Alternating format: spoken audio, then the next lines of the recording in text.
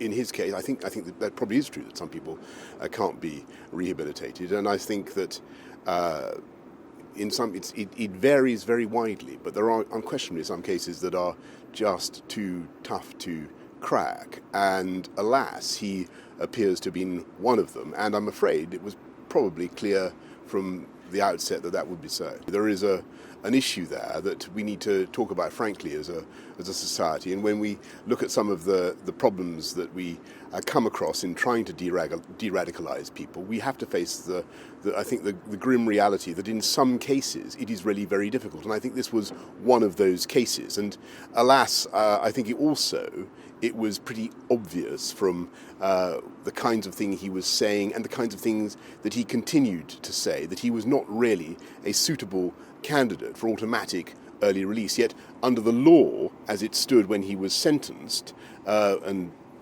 that was the 2008 legal system, that there was no parole board, there was no probation system, there was no means of reviewing his release. He was just sprung automatically. Well, of course, I feel, as everybody does, a huge amount of sympathy for the loss of Jack Merritt's family, and indeed for all the relatives of Jack and Saskia who perished at London Bridge. But be in no doubt, I've campaigned against early release and against short sentences for many years. It was in my manifesto in 2012 when I was Mayor of London.